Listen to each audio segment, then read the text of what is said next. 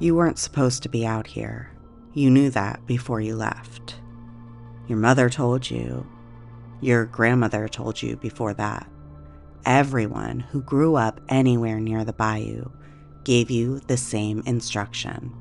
Be inside before it got dark. Because of what moves through the cypress when the sun goes down, and the Spanish moss goes still, and the swamp gets quiet in a way that sits in your chest like a held breath. But here you are. The water is black and glassy and swallows whatever light is left. The air is thick and warm, and it smells like rot and green things, and something older underneath that you couldn't put a name to it if you tried. Your boots sink with every step. The soft pull of mud releasing your foot is the loudest thing out here. Until it isn't. Something moves at the tree line. It sounds heavy and deliberate. The way a person moves. You go still, your eyes adjust, and you find it at the edge of the dark. 7 feet tall, maybe 8. It looks like it has a human body, but the head, oh, that's just wrong. It turns, and it finds you. And something in the oldest part of your brain understands exactly what you've walked into. And that's when you know. It's the rougarou. I'm Tara Peralt, and you're listening to Psychology of the Strange, part of the Darkcast Network. Welcome to the dark side. Psychology.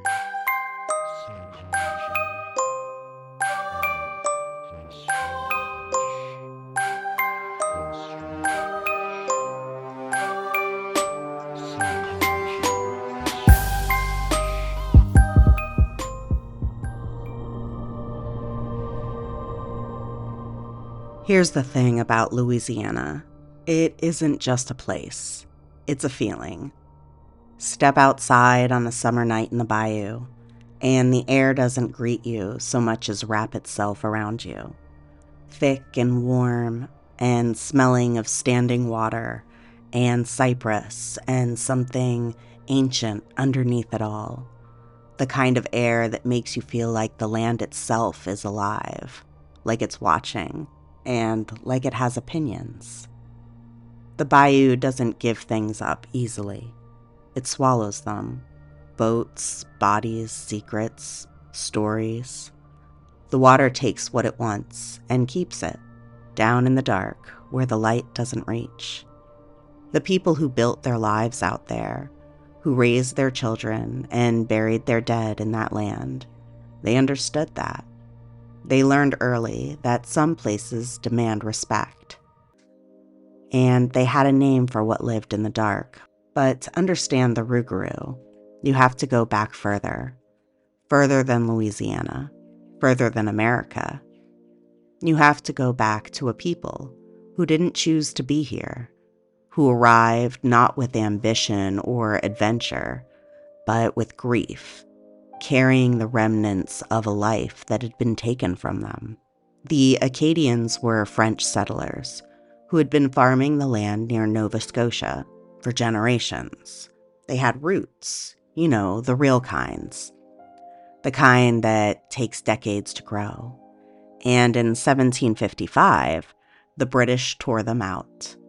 The deportation, what the Acadians called le grand dérangement, the great upheaval, scattered them across the Atlantic world.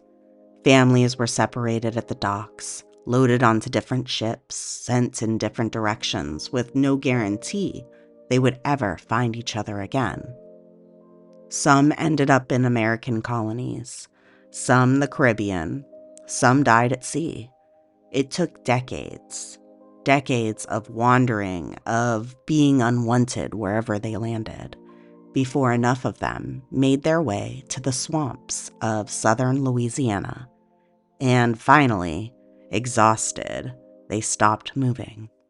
They became the Cajuns. And when they arrived, they didn't come empty-handed. They brought their language, their food, their music, and their faith. And they brought their stories. Because when you've lost almost everything else, stories are what you hold on to. Stories are what tell you who you are when the land you came from no longer belongs to you. One of those stories was the loup-garou. In France, the loup-garou was already centuries old by the time the Acadians carried it west. A werewolf. Loup meaning wolf, garou meaning the ones who change. Something that lurked at the edges of villages and stalked the tree line on moonless nights. But folklore is a living thing.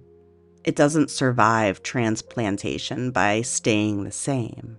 It adapts the way all living things do, absorbing the texture of wherever it lands. And what it landed in was a landscape unlike anything the old French stories had imagined. The Louisiana Bayou, with its black water and heat that never quite breaks, and a darkness so complete on a cloudy night that you genuinely cannot see your hand in front of your face. The loup-garou looked around at all of that and got comfortable. It became the rougarou, and the rougarou had rules. Most well known is this: break your Lenten fast for 7 consecutive years, and the curse finds you.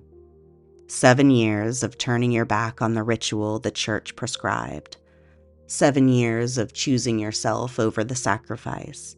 And eventually, something in the cosmic ledger tips over.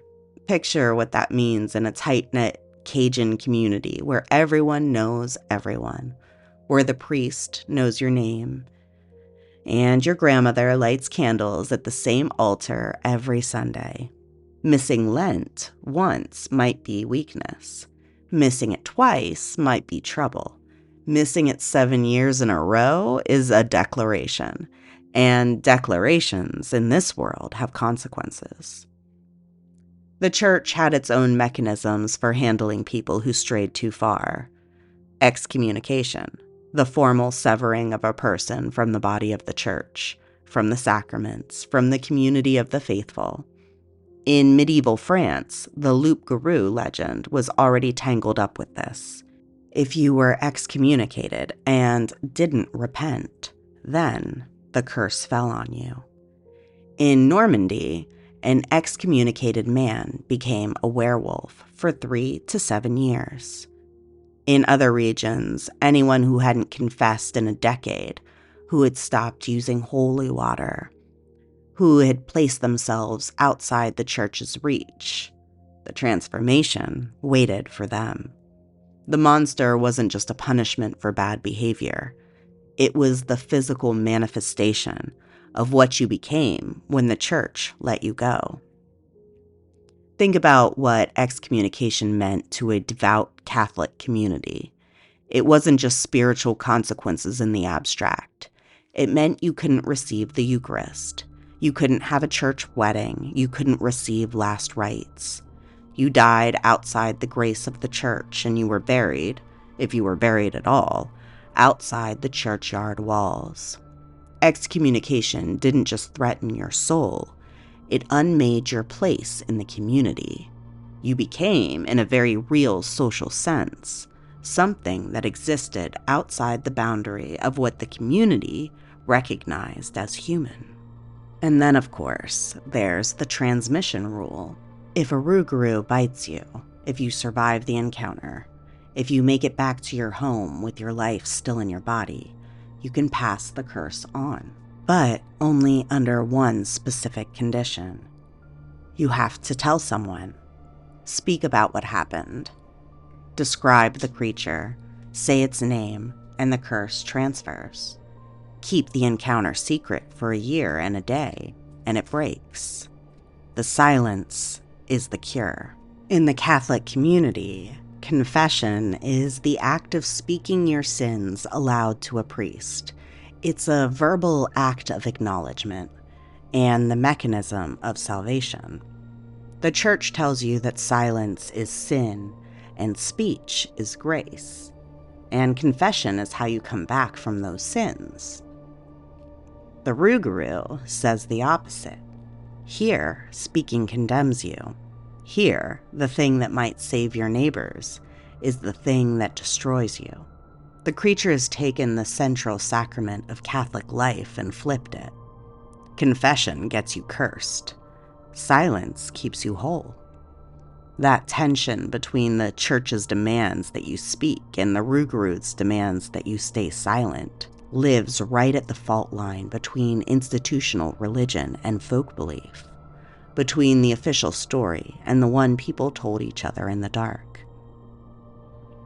And if you need protection from the rougarou itself, then you leave 13 small objects on your doorstep. They could be beans, pennies, or pebbles, anything small enough to count. Because for all its size, for all its strength, for all the terror it carries, the rougarou can only count to 12. It will stand at your threshold in the dark, counting and recounting those 13 objects, never able to reach the end, never able to move past them, until sunrise forces it back into the swamp and the black water where it lives. The monster that could tear a grown man apart cannot count to 13. Now, Sam and Dean Winchester would just call it a Tuesday, but for those of us not currently in the family business, 13 pennies on the porch will do just fine. There's something almost tender about that. A terror with a limit built in. A creature that the community feared enough to shape their entire behavior around, and then carefully gave it a weakness. Because maybe that's what you do when the dark feels too complete. You leave yourself a door.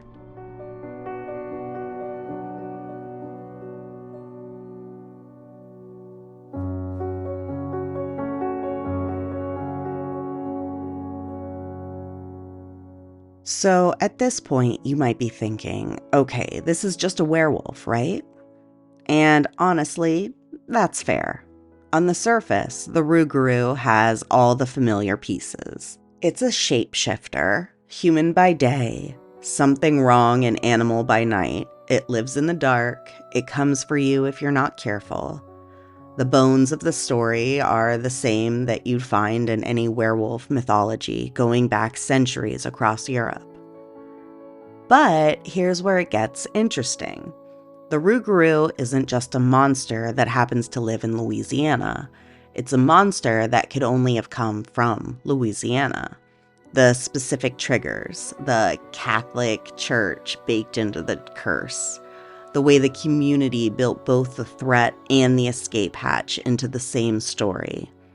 That's a particular people in a particular place with a particular set of fears, building something that did specific work for them.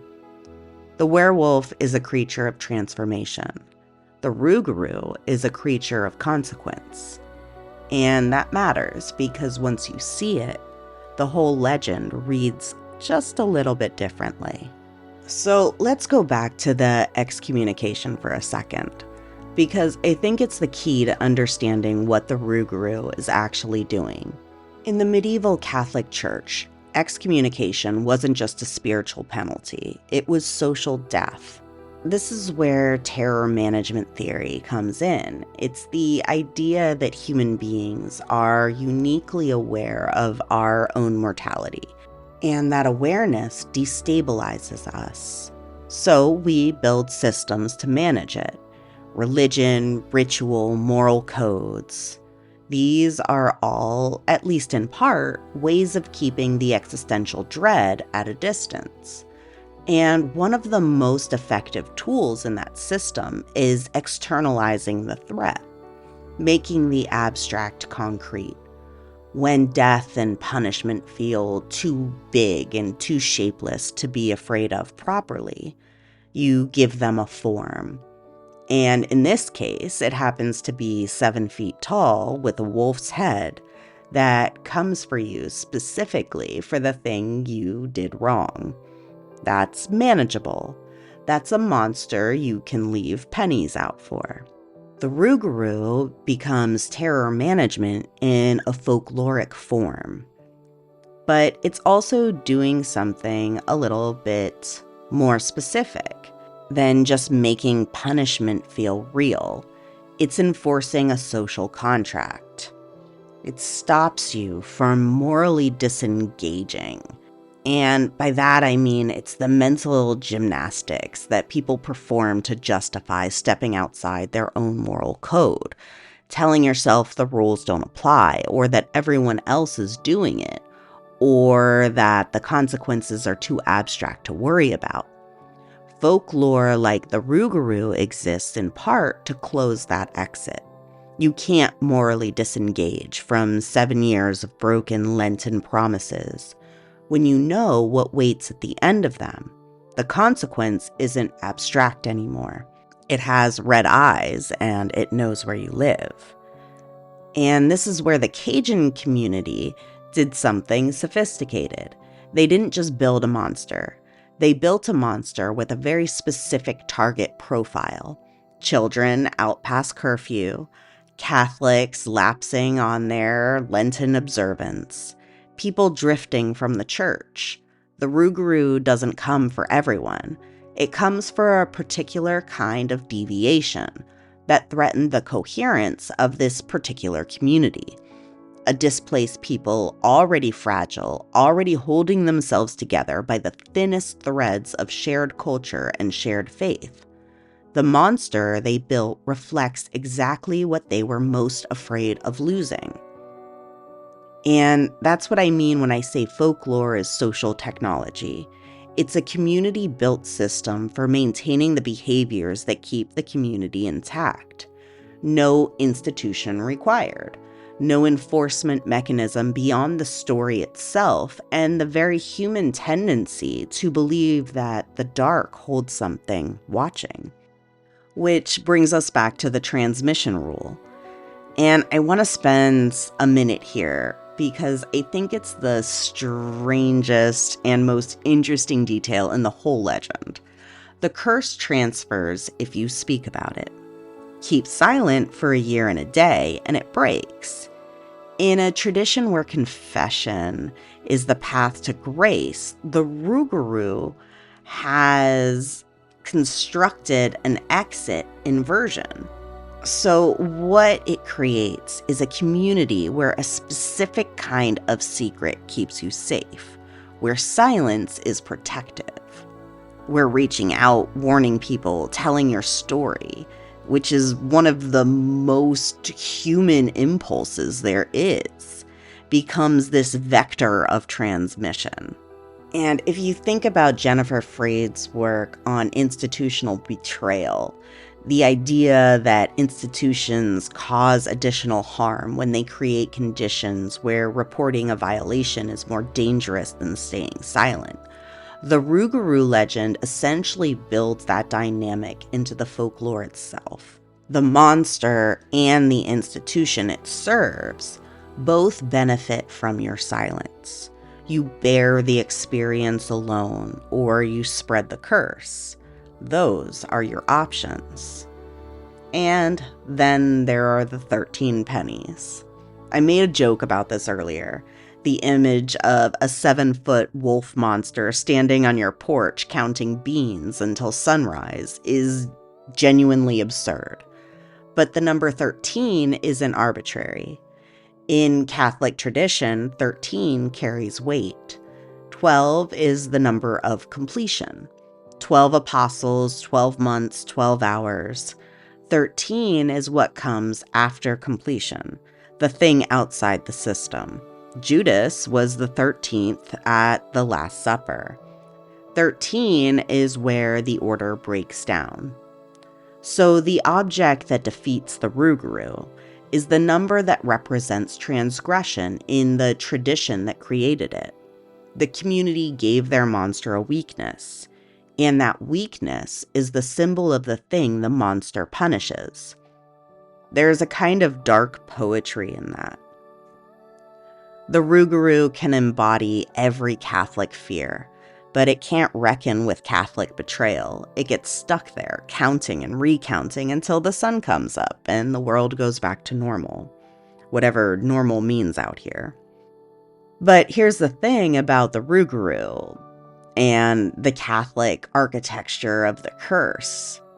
If you find yourself cursed, if those 7 years caught up with you, you don't go to a priest. The church built the trap, but the church can't save you. If you want out, you need to go to a practitioner of Louisiana voodoo. You find the person the church spent centuries telling you to stay away from, and you ask for their help. Louisiana voodoo is rooted in West African spiritual traditions, and it's carried across the Atlantic by enslaved people, shaped by the Caribbean and the particular crucible of New Orleans. It existed in direct and deliberate tension with the Catholic Church. The Church didn't just disapprove of it. It actively worked to suppress it, criminalize it, erase it. In 1817, New Orleans passed ordinances restricting voodoo gatherings. The practitioners were marginalized. Their traditions were delegitimized. Their knowledge treated as something dangerous and primitive by the same institution that held enormous social and spiritual power over the city. And yet, when the rougarou has you, it's that knowledge that can set you free. So when we talk about institutional power and about how dominant systems tend to position themselves as the only legitimate source of both the problem and the solution, the church defines sin. The church absolves sin. The church names the transgression. The church offers the path back. It's a closed loop. And closed loops concentrate power. But what's really fascinating about the rougarou legend is that it breaks the loop. The curse emerges from the Catholic moral framework, but the cure lives outside it entirely. The community, whether consciously or not, built a legend that acknowledges the limits of the institution's reach. There are things the church can condemn you for that the church can't fix. It's a radical idea embedded in a story about a swamp monster. And it reflects something real about how these two traditions coexisted in Louisiana. Voodoo wasn't just tolerated at the margins. It was genuinely woven into the cultural fabric of the region. Marie Laveau, the most famous voodoo practitioner in New Orleans history, operated in that same city, in that same era, as the same Catholic church she reportedly attended every Sunday. And we're going to be talking about her a little bit more in some future episodes. But these boundaries were porous. The traditions bled into each other. The rougarou legend is a product of exactly that porousness. Catholic guilt producing the monster, folk tradition holding the antidote. So the question underneath all of this, why would a community build it that way? Why encode the escape route in the very tradition the dominant institution was trying to destroy? Maybe because they already knew, on some level, that no single system has all the answers. That the thing with the power to name your transgression isn't always the thing with the power to heal it. That sometimes the witch at the edge of the swamp knows something the priest in the churchyard doesn't. And now here's where the story takes a turn I absolutely love. Every year in Houma, Louisiana, deep in Terrebonne Parish, the heart of rougarou country, they throw a festival, the Rougarou Fest, and the creature at the center of it isn't the thing that comes for children out past curfew, or the Catholics who skipped Lent one too many times. The Rugaru of Rougarou Fest is a protector, a guardian of the wetlands, something that belongs to the swamp and will defend it. Same creature with a completely different job. And when you think about what's happening to Louisiana wetlands right now, coastal erosion swallowing land at a rate that has communities literally watching their geography disappear. There's industrial encroachment pushing into ecosystems that took thousands of years to build. The slow erasure of the landscape that defined Cajun culture and identity for generations.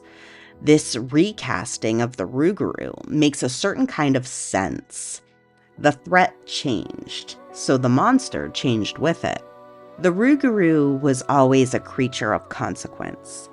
It always came for the people who violated the rules, who took what wasn't theirs, who pushed past the boundaries the community had drawn.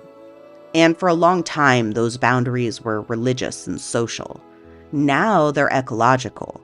The swamp has its own moral code, and the rougarou is its enforcer, which makes it, in the most unexpected way, something of an anti-hero. The rougarou isn't good exactly. It's still dangerous. It's still something that moves through the dark and comes for you if you cross the wrong line. But the line has shifted. And maybe that's the whole legend, that we never stop needing the monster. We just keep updating what we need it for. And I mean, think about what this means for the cryptid community more broadly. There's a reason creatures like the rougarou are being reclaimed right now. In this particular cultural moment, we're watching ecosystems collapse in real time. We're watching the wild spaces shrink. And the folklore is responding. The old monsters of the swamp and the forest and the deep water are being reframed as something that fights back. The wilderness has a reason to change its nature, to become a symbol of ecological resistance. So, what does that tell us about why we build monsters in the first place? The rougarou started as a story of displaced people to hold their community together, to enforce the religious observance and the social codes that kept them intact when everything else had been taken from them. It became a creature of the Bayou so thoroughly that the Bayou claimed it. And now, as the Bayou itself comes under threat, the creature built to protect the community has expanded its jurisdiction. The system is still running. The monster is still working. We just keep finding new things to be afraid of losing. And maybe that's the real lesson here. The rougarou was never really about a wolf-headed creature in the dark. It was always about the thing underneath. The fear that the world you know, the place you belong to, and the community you've built could be taken from you. That fear is as alive now as it was when the first Acadians stepped off a boat in Louisiana, in the swamp, and tried to figure out how to make a home in the dark. And the monster grew with it. Well, I really hope you enjoyed today's episode. I truly enjoyed digging into all of the deep history that surrounds this legend. And if you enjoyed it too, think about recommending it to a friend, because honestly, that's the best way to share folklore. And if you want to help with the next episode, think about buying me a coffee so you can fuel the late night rabbit holes and all the research that goes into these episodes. Find the link in the show notes. Until next time, stay curious and stay strange.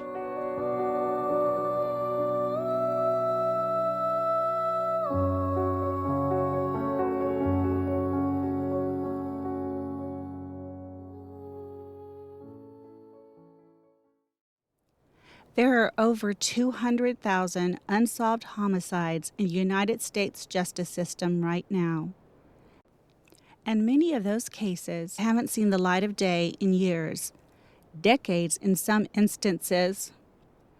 The case files and evidence are sitting in a box on a dusty shelf in a basement, forgotten by law enforcement and the media, while the families and friends left behind wait for answers and fight for justice. Sometimes there is nobody left to remember or to speak up on behalf of the victim. I'm Arlene. And I'm Leah. And that is exactly what Box in the Basement sets out to do. To shine a light on those forgotten victims and to bring attention to unsolved murders and disappearances. We want to help families tell their stories, and we want to assist the families and friends of victims find the resources and support they need to continue their fight for justice. Join us every Thursday for new episodes of Box in the Basement wherever you find your podcasts.